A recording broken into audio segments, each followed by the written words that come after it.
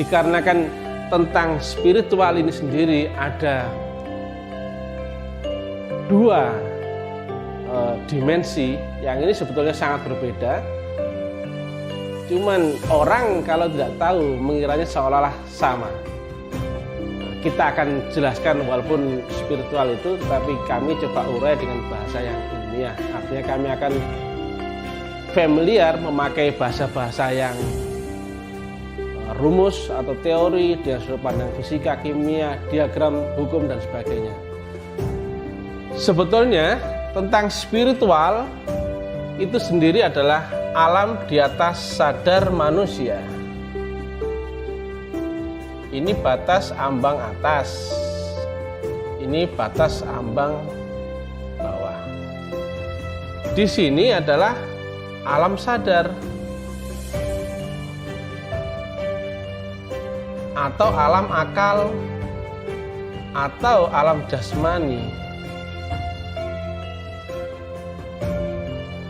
Sedangkan ranah spiritual itu adalah di sini ke atas dan di sini ke bawah, sama-sama spiritual. Tetapi perlu diperhatikan, ternyata dari gambar ini sebetulnya ada 3 fase utama, yaitu fase di atasnya batas ambang atas dan di bawahnya batas ambang bawah. Ini ada 3 dimensi rumus yang ternyata juga sangat jauh berbeda. Ternyata kita banyak tahu spiritual itu karena kita menganggapnya alam di luar kesadaran manusia, dikiranya pokoknya di atas, di luar kesadaran manusia sudah spiritual. Padahal ternyata ada 2 alamat, yaitu spiritual yang ke atas dan spiritual ke bawah. Nah, sesuai dengan rumus dimensional bahwa dimensi yang lebih tinggi itu otomatis akan menguasai dimensi di bawahnya. Artinya, jika seseorang itu ada di alam sadar, maka jika pelaku spiritualnya otomatis dia memakai gelombang spiritual yang di bawah sadar. Dieksplorasi, dimanfaatkan, kemudian dengan tujuan-tujuan tertentu yang melekat pada sifat manusiawinya. Dan manusia itu di alam sadar variabelnya macam-macam. Ada hasrat, keinginan,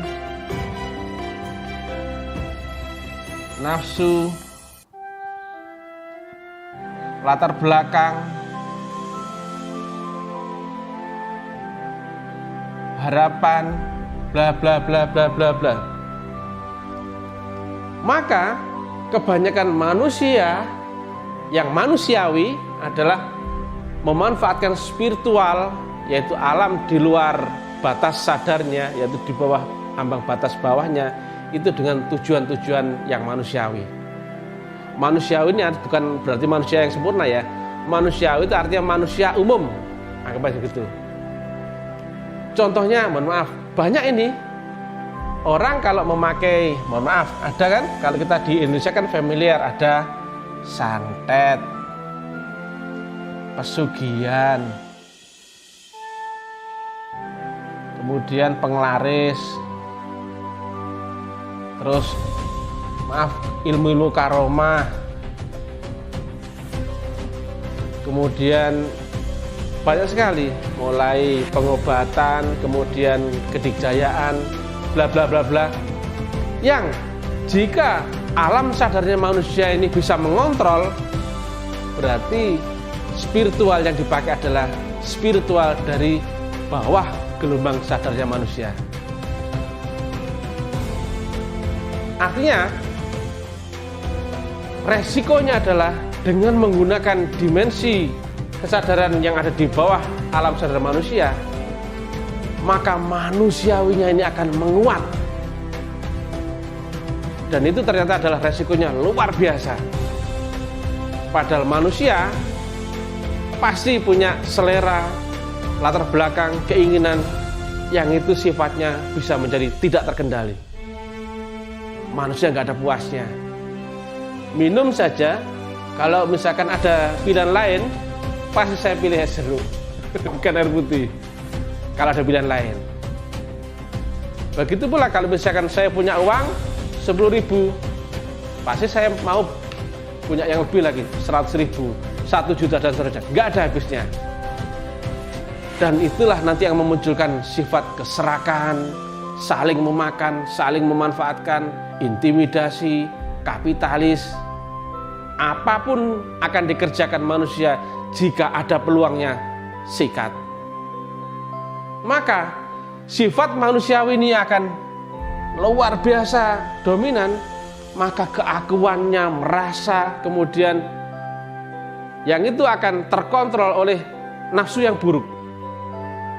Karena akal ini akan ada dua kutub yang saling memengaruhi. Jadi kalau misalkan akal yang dikuasai nafsu, coba nafsu itu pasti maunya yang akal ke kanan. Ini apa? Kias ya, akal kanan.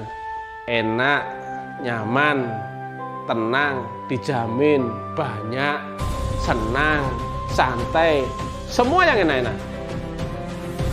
Nggak ada ceritanya nafsu itu mau yang menderita.